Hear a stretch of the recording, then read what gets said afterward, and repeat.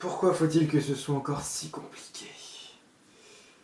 Salut à tous, c'est Pixey, bienvenue dans cette critique retour perdant qui concerne donc le film Logan, un film réalisé par James Mangold.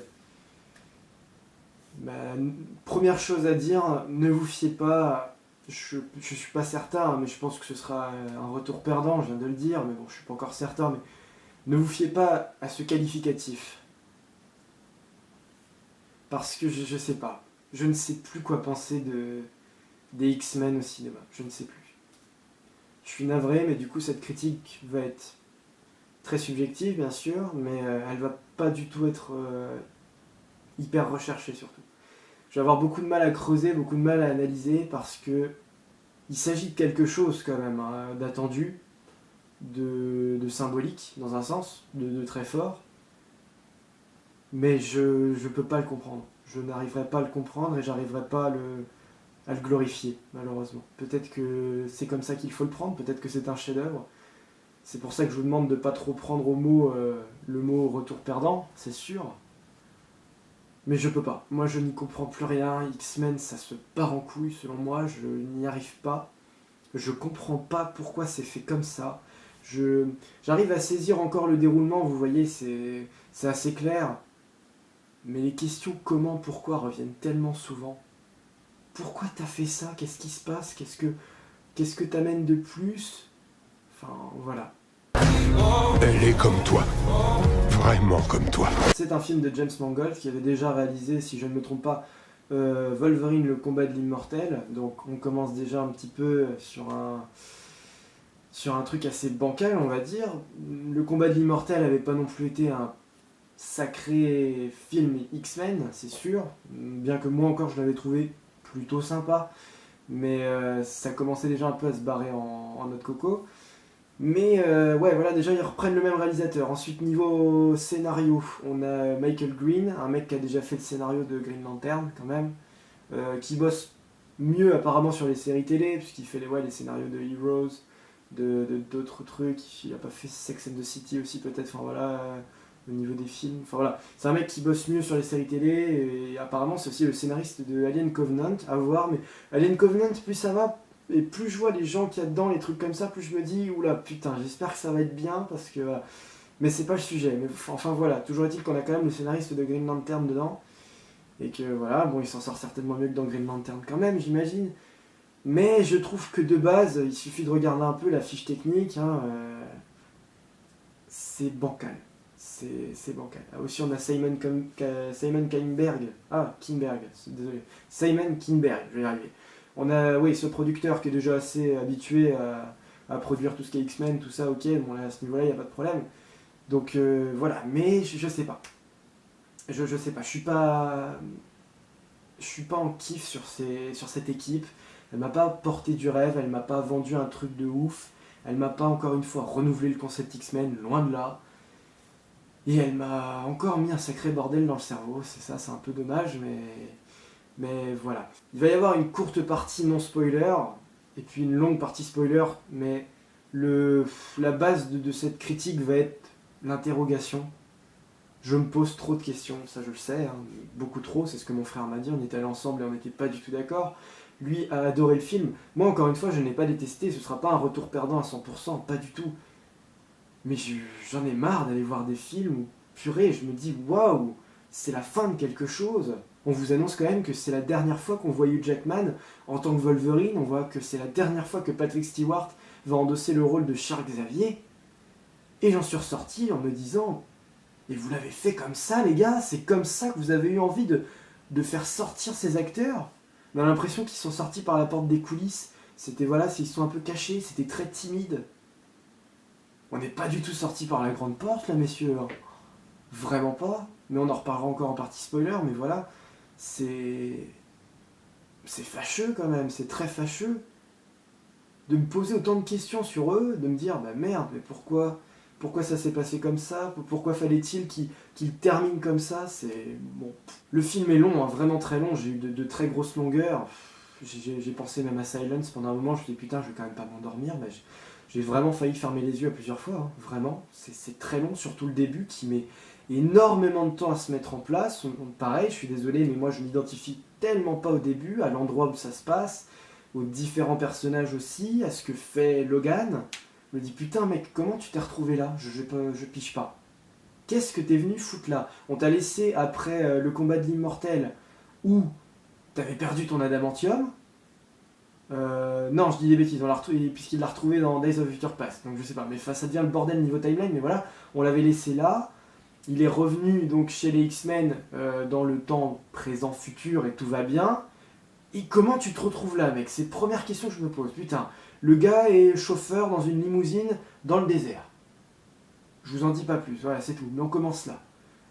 Et il y a encore, on comprend encore que les mutants c'est encore la merde pour eux, quoi, qu'il y a encore des salopards qui exploitent les mutants. Voilà.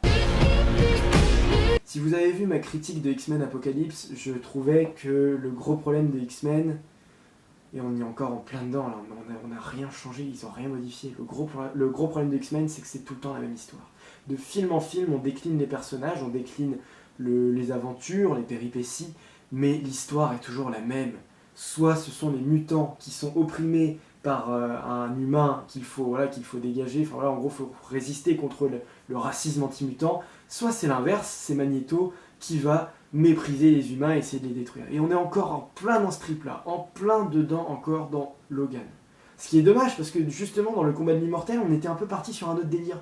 Et un petit peu aussi dans Origins Wolverine, l'air de rien, c'était un petit peu différent, ça respirait, on voyait le problème sous un autre angle. Et ici on retombe dans cette banalité avec Logan, et rien que ça déjà, c'est un défaut, que je vais blâmer moi personnellement, mais qui n'est pas encore trop grave, puisqu'apparemment c'est ce que les fans de X-Men demandent, hein, puisqu'apparemment vu que ça change pas, vu que c'est toujours un peu les mêmes équipes qui refoutent un peu toujours la même sauce, on n'en sort pas, mais bon, voilà. Mais je sais pas, peut-être que c'est ce qui vous plaît, vous qui avez aimé le film, qui regardez cette critique, vous qui avez adoré, qui êtes en train de vous dire putain mais qu'est-ce qu'il est con ce mec qui raconte que des conneries. Mais vous en avez pas marre peut-être au bout d'un moment aussi de voir tout le temps le même délire. Ah bah il faut niquer les mutants, alors il faut les mettre sous quarantaine pour les contrôler, les utiliser, je sais pas, enfin moi je suis désolé, mais moi j'en peux plus, je fais une indigestion un peu avec ce genre de scénario. Il y a tellement de choses à rajouter, à étoffer, à changer dans l'univers X-Men que j'en peux plus. Et on va finir là la partie non spoiler, je vois pas d'autres choses à vous rajouter, puisque même la musique, j'étais pas tellement dedans, j'ai pas décroché du film, c'est ça le pire, mais je suis jamais vraiment rentré dedans non plus, puisqu'à chaque fois, au cours du film, j'étais là à me dire, il va se passer quelque chose de bien, ça va forcément démarrer à un moment, ça va forcément partir dans un délire, tout de suite, il va y avoir une grosse surprise, de grosses révélations, et ça va finir en apothéose, et j'ai attendu tout du long, vraiment tout du long, c'est ça qui a fait peut-être que j'ai pas décroché, c'est que à chaque fois j'étais en train de me dire, mais non, on va pas continuer comme ça encore longtemps, ça va bouger, rassure-toi, et en fait non. Donc j'ai jamais réussi à passer les portes du film, alors que j'avais qu'une envie, c'était ça. Mais du coup, je repars un petit peu perplexe, extrêmement perplexe, et ça m'énerve parce que comme je l'ai dit, Dalida c'était le cas, Silence c'était le cas, le film de Lucien Jean-Baptiste c'était le cas, hein, Il a déjà tes yeux. Qu'est-ce qui se passe avec ce premier trimestre 2017 où les films ne sont absolument pas aboutis, sont pas clairs? Pourquoi l'avoir fait comme ça, alors que on s'attendait clairement à autre chose, enfin moi en tout cas, que ça fait des années qu'on s'attend à autre chose, qu'on voulait voir autre chose. Qu'on parle de Logan, de Hugh Jackman, de Wolverine, du dernier film, purée, on va voir Hugh Jackman dedans. Et c'est traité avec une telle banalité, avec un... Voilà, c'est encore un truc que tu dois choper au vol, voilà, où on n'a pas envie de vous poser dans votre fauteuil, de vous dire « Assieds-toi, j'ai une histoire à te raconter, tu vois Wolverine ce qu'il a fait, tu as déjà regardé tous les X-Men, tu sais comment ça s'est passé, regarde la suite, voilà ce qu'il est devenu, voilà comment on en arrive. » Mais pas du tout, ce n'est pas ça, c'est tellement regrettable, c'est... Mec, t'as vu Wolverine? Regarde, il est là, tu vois, il est en train de faire ce truc-là, ça va arriver, voilà, il est avec ces deux personnes-là, il y a un nouveau délire, et boum, et tu te dis, mais merde, j'ai pas eu le temps, je n'ai pas eu le temps. Il y a plein de choses où je me suis dit, non, c'est moi qui ai mal compris, là, c'est pas possible, il y a un problème. Et mon frère arrêtait pas de me dire, mais mec, tu te poses trop de questions, t'as pas à le savoir. Sois prudent. C'est la fille que je veux. Quelle fille? Donc c'est pas un retour perdant à part entière, j'ai l'impression de pas avoir pigé le film, donc comment je peux donner un avis fondé si j'ai pas pigé le film, si j'ai pas pu le savourer? Parce que même un film qu'on a détesté, c'est on s'est vraiment plongé dedans, c'est qu'on a vraiment décrypté la chose, que moi j'ai même pas réussi à passer le cap de l'analyse. En tout cas, pas complète, vous avez compris. Donc, regardez-le, faites-vous votre propre idée. Sincèrement, voilà, je vous le dis. Mais j'espère que vous n'aurez pas le même ressenti que moi, que pour vous ça a été plus clair et que c'est vraiment une bavure de ma part, que j'étais pas dans un bon jour, j'en sais rien. Mais je n'accroche plus et j'ai même plus envie d'aller voir des X-Men au cinéma, c'est très fâcheux. Depuis Apocalypse, là, je me disais Logan aura sa chance. Et voilà, j'y suis allé sans trop d'attente, mais quand même, je me dis, bon voilà, il y a un sacré truc, comme je dis, c'est symbolique, c'est la dernière fois pour Hugh Jackman. Et c'est un pétard mouillé pour moi, puisque non, j'ai pas eu les frissons. Et bien qu'il y ait des choses très émouvantes, qu'il y ait une fin assez attendue et assez inattendue pour certains, mais ça reste d'une banalité et d'un truc pris sur le tas, pris au vol, limite anecdotique comparé aux autres X-Men, parce que je suis désolé, moi je préfère d'autres X-Men à celui-là, enfin si ce n'est pas un X-Men à part entière, voilà, mais je veux dire, c'est pas clair, c'est pas... voilà. Je sais pas quoi en penser, je sais pas.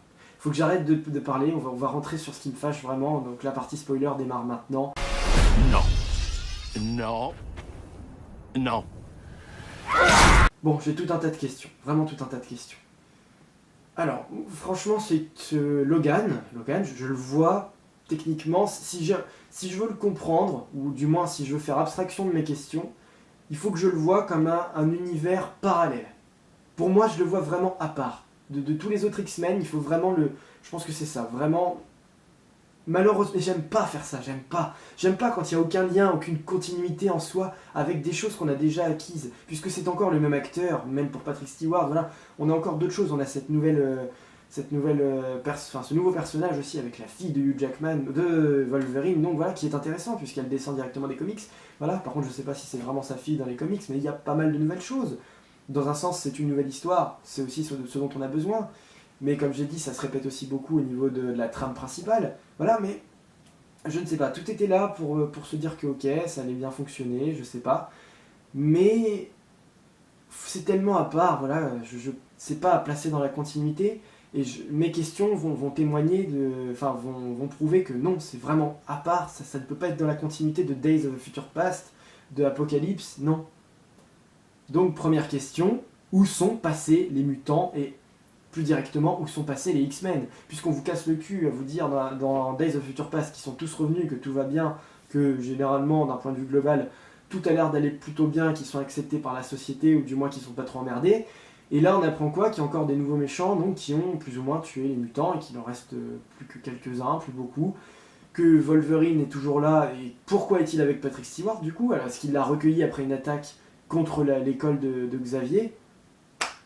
Oui, sans doute, mais c'est pas expliqué, c'est suggéré, c'est à toi de te faire ta propre histoire, c'est à toi d'interpréter. Encore une fois, c'est ce que mon frère m'a dit, c'est à toi d'imaginer, mais moi, un film, il doit... D'accord, on peut s'imaginer certaines choses, on peut... Voilà.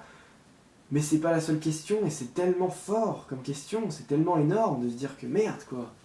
Il faut donc encore une fois faire abstraction de tout ce qu'on a vu, se dire que c'est pas forcément ce qui était, voilà, c'est pas forcément la vérité, que c'était pas forcément important au final. Deuxième question, pourquoi Wolverine perd ses pouvoirs? Pourquoi ne peut-il plus se régénérer? La vieillesse, c'est censé être un immortel quand même, je sais pas, enfin... Admettons qu'il y a un truc, il paraît qu'il y a un poison, est-ce que ça vient de l'adamantium, est-ce que ça vient de la vieillesse, je sais pas, j'ai pas pigé, mais Wolverine ne guérit plus, il a des putains de cicatrices qui se referment pas, il a... voilà, et vous le savez si vous avez vu le film, à la fin il meurt, donc c'est... voilà, pourquoi? On a passé les 17 dernières années maintenant à nous dire que Wolverine était un putain de mutant qui vivrait pendant des centaines d'années encore, qu'il était vraiment... Alors je sais bien qu'à la fin il faut le faire mourir, d'accord, ok... Mais pas comme ça, pas avec si peu d'explications, c'est tellement facile de vous dire « Mais il a plus ses pouvoirs, donc maintenant il peut mourir, donc on le fait crever. » Putain, c'est pas parce que Hugh Jackman avait envie d'arrêter de faire le personnage qu'il faut dire « Amène à tout, les gars, expliquez-nous pourquoi il perd ses pouvoirs, putain !» Prends le temps d'y réfléchir. Pourquoi tous les méchants ont un bras bionique? On leur coupe le bras, je sais pas si c'est des... Ils recrutent des manchots, j'ai pas compris. Je me suis posé la question mais plusieurs fois. Au début, j'ai cru que c'était seulement le méchant plus ou moins principal du film qui avait ce bras bionique, mais en fait, ils en ont tous. Pourquoi? Est-ce que ce sont des... je sais pas. Ils font partie du labo de recherche qui bossait sur les mutants génétiques, enfin les mutants synthétiques. Du coup, ouais, d'accord, ça ce qui est pas con. D'ailleurs, je trouve que l'intrigue autour des mutants synthétiques est pas bête. mais on les voit qu'à la fin, donc voilà, c'est encore des mutants en fuite, ça n'a rien de nouveau, ça n'a rien de neuf. Le scientifique qu'on voit à un moment sortir là, dans le camion, là, je sais plus, il se fait niquer, je sais plus comment, mais moi j'ai compris qu'il y avait un sous-entendu comme quoi c'était le fils de Stryker. Mon frère ne l'a pas du tout compris comme ça. Je suis encore dans le flou total, je n'y comprends rien, mais pourtant Wolverine l'a vraiment suggéré de cette façon. Ah oui, ton père m'avait plaqué et tout, enfin en gros m'avait versé l'adamantium sur mon squelette et tout. Stryker? Oui ou non? Pas de réponse. Et là je remercie Deadpool. Merci maître Deadpool de tes enseignements à la Fox, de tes enseignements au cinéma de super-héros en général. C'est bien sanglant. Logan c'est bien, ça tranche des têtes. Ça explose des visages avec des morceaux de viande et d'œil qui se barrent en couilles. C'est moins de 12 ans, hein. Et ce qui rend le film peut-être forcément moins large.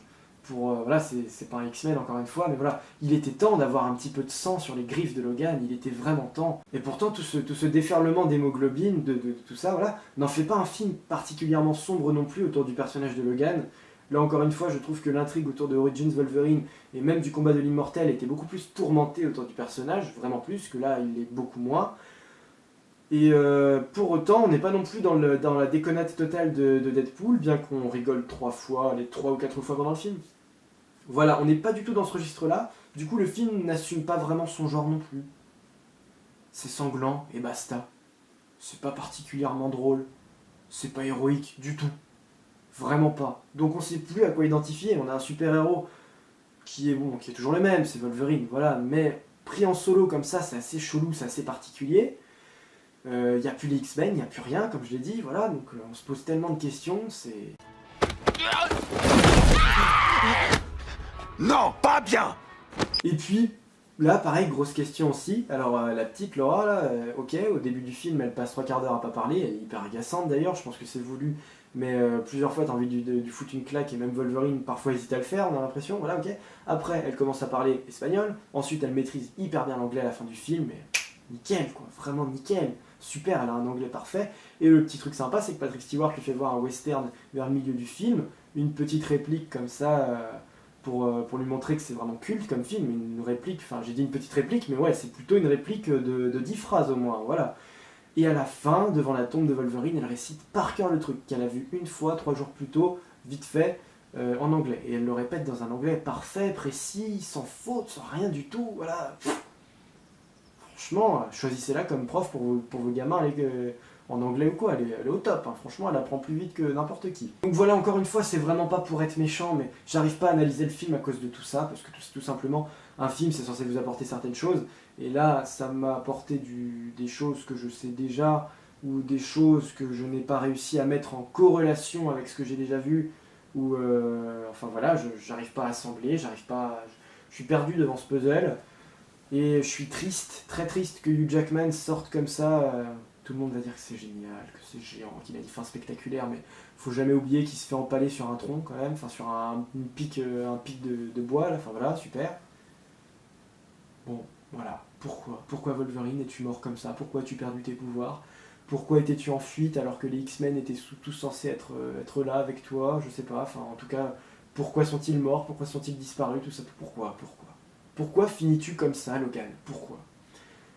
Je ne peux pas l'analyser, je ne peux pas dire que c'est mauvais, je ne peux pas dire que c'est sensationnel, je n'ai juste pas compris et je le regrette fortement. C'est là-dessus que voilà, je suis plutôt triste. Je suis pas en colère contre le film, je lui en veux pas. J'ai des regrets, beaucoup de regrets. Malheureusement, c'est comme ça que je l'ai vu. Donc voilà, ça a plombé l'ambiance, hein, franchement, ce film, vraiment. Mais voilà, je ne vais pas vous dire que je vous déconseille d'aller voir Logan. Mais faites-vous votre propre idée. Je suis dans le flou total.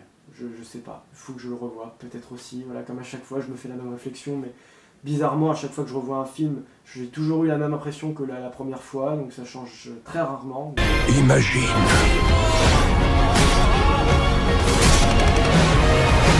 Merci à vous d'avoir suivi cette critique de Logan, qui selon moi est plutôt perdant, mais d'un avis très subjectif et très personnel. Ça ne concerne vraiment que moi, j'ai mis perdant histoire de dire encore une fois, mais je ne saurais même pas quoi marquer. C'est même pas parce que je dis que c'est pas perdant que c'est forcément gagnant non plus, c'est vraiment je ne sais pas quoi marquer. Je le dis histoire de dire, voilà. Mais merci à vous d'avoir suivi cette critique, faites-vous votre propre avis, posez-vous la question sur le sujet. La prochaine critique, si tout va bien, ça devrait arriver très rapidement, ce serait Kong, Skull Island. Normalement, j'y vais dans le courant de la semaine, donc ça ne devrait pas tarder. Et la semaine prochaine commence le gros voyage à Walt Disney World, encore une fois. Donc les vidéos de Bienvenue à bord arriveront dans 2 ou 3 semaines, ensuite en complément, bien sûr, sur ce gros voyage, sur cette grosse aventure qui se prépare et qui arrive maintenant à grands pas.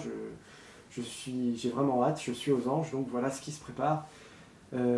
Et encore merci à vous de me suivre. Voilà, vous êtes un petit peu plus nombreux chaque semaine, on va dire chaque jour. Voilà, vous êtes un petit peu plus nombreux et j'espère que ça continuera. Voilà, je suis vraiment très content de vous avoir avec moi.